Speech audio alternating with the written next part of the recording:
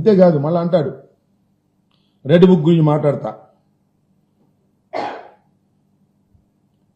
వాడు గుండెపోటు వచ్చిందంట, ఒకడేమో బాత్రూంలో పడి చెయ్యరు కొట్టుకున్నాడంట. ఇదే సేమ్ డైలాగ్. ఒకడు చెయ్యరు కొట్టుకున్నాడు, ఒకడేమో గుండెపోటు వచ్చింది అని. వాళ్ళు ఆపదలో ఉన్నారు. ఒకరు బాత్రూంలో పడి చెయ్యి ఇరిగిపోయింది అనుకోండి, ఒక ఆయనకేమో నిజంగానే గుండెపోటు వచ్చింది, ఆపరేషన్ కూడా చేయించాడు. ఈ రెడ్ బుక్ చూసి వచ్చిందంట. ఇవాళ రాష్ట్రంలో ఉండి కింద పడిపోయిన వాళ్ళు లేదా గుండెపోటు వచ్చిన వాళ్ళు నీ రెడ్ బుక్ చూసి వచ్చినట్ట? నాకు అర్థం కాలేదు. నాకు అర్థం కాక అడుగుతా ఉన్నా, ఏం మాటలు ఇవి? దాన్నే ఒళ్ళు బలిసిన మాటలు అంటున్నాను నేను ఇక్కడ. ఒళ్ళు బలిసి మాట్లాడుతున్నారు మీరు. నారా లోకేష్ గారు కాస్త తగ్గించుకోండి, ఇది సరైనటువంటి విధానం కాదు.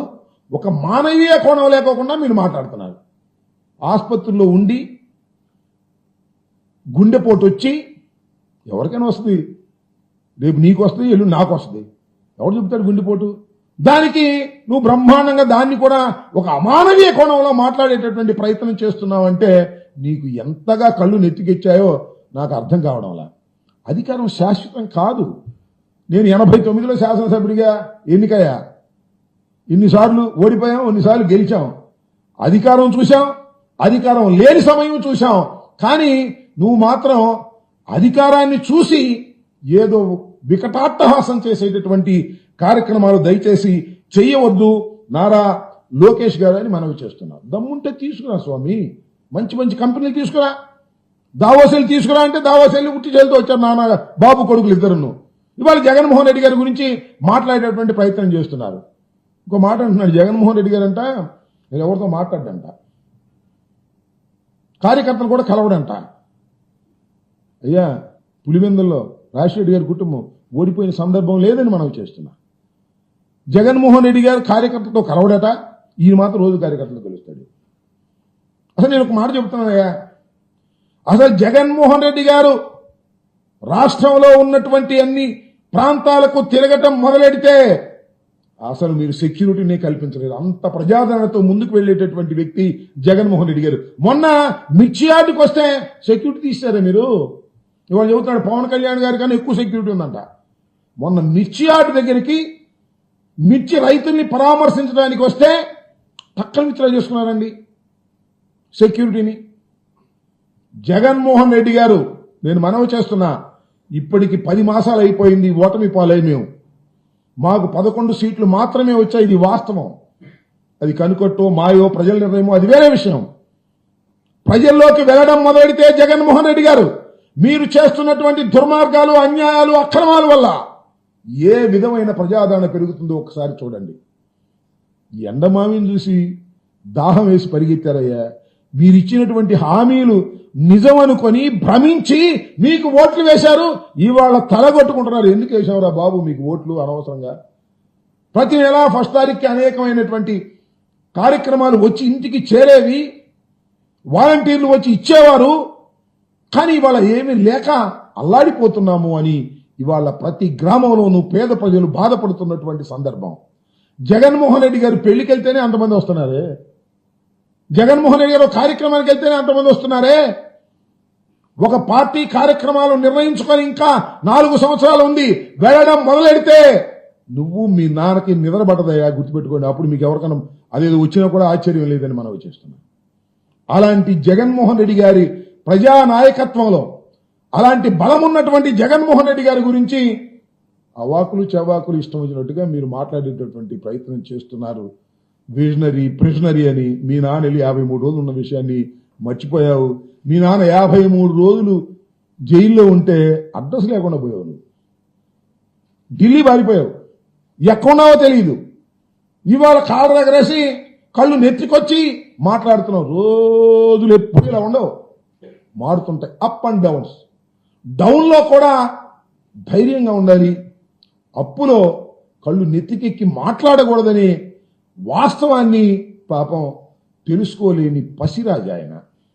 ఇవాళ మాట్లాడుతున్నాడు, ఇష్టం వచ్చినట్టుగా మాట్లాడేటువంటి ప్రయత్నం చేస్తున్నాడు. వీడి గుర్తుపెట్టుకోండి. నేను ఇంకో మాట కూడా మాట్లాడా, నాకు ఆశ్చర్యం వేసింది. ఎవరు అడిగారు ధరల గురించి, పంటల గురించి. ఈ సంవత్సరం పంటలంట బాగా దిగుబడి బాగా పెరిగిందంట, అందుకని ధరలు పడిపోయినాయంట. ఎక్కడ పెరిగినాయా పశురాజా, నాయన లోకేష్ రాజా? ఎక్కడ పెరిగి ఉత్పత్తులు ఎక్కడ పెరిగినాయి? ధాన్యం పెరిగిందా? మిర్చి పెరిగిందా? పత్తి పెరిగిందా? ఏది పెరగలేదు. ఉత్పత్తులు ఏమీ పెరగలా. మీ అసమర్థత వలన, మీరు ఇంటర్వ్యూన్ కానందు వలన ధరలు పడిపోయాయి.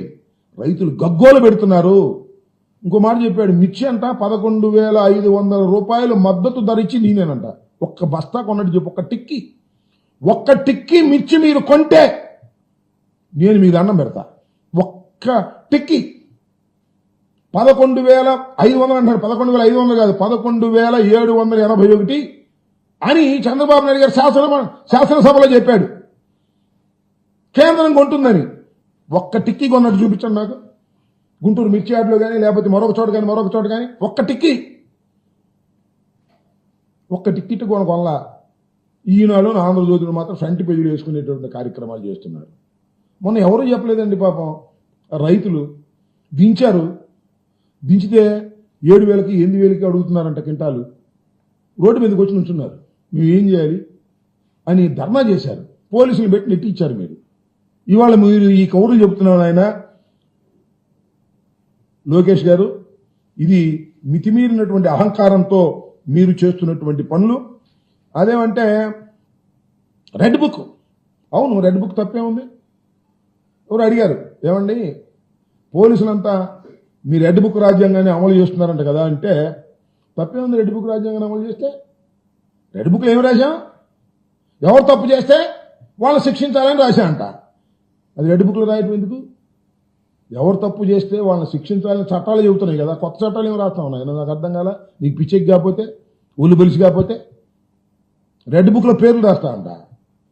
ప్రాజెక్టులకు అడ్డం వస్తే రెడ్ బుక్లో పేర్లు రాస్తా. రెడ్ బుక్లో పెట్టి బెదిరించాలనేటువంటి ప్రయత్నం ఇవాళ నారా చంద్రబాబు నాయుడు గారి ఏకైక కుమారుడైనటువంటి మన నారా లోకేష్ గారు విర్రవీగి మాట్లాడుతున్నటువంటి సందర్భాలు మనం ఈ సందర్భంలో గుర్తు చేసుకోవాలి. ఇలాంటి పిచ్చి డైలాగులు చేసి ప్రజల దగ్గర ఏదో పొందాలని అనుకుంటే మాత్రం అది సరైనటువంటి ప్రయత్నం కాదని నారా లోకేష్ గారు తెలుసుకోవాలి. ఆయన ఎప్పుడు ఇలాగే ఉండదనే విషయాన్ని కూడా మీరు గమనించాలని కూడా ఈ సందర్భంగా మనవి చేస్తున్నాను. ఊరికినే అధికారం దొరికింది, మైక్ దొరికిందని విచ్చలవిడిగా మాట్లాడద్దు. మాట్లాడడం మంచి పద్ధతి కాదు అని వారికి సవినయంగా, ఆ పసిరాజాకి, ఆ పప్పు రాజాకి నేను సవినయంగా హెచ్చరిక చేస్తున్నాను.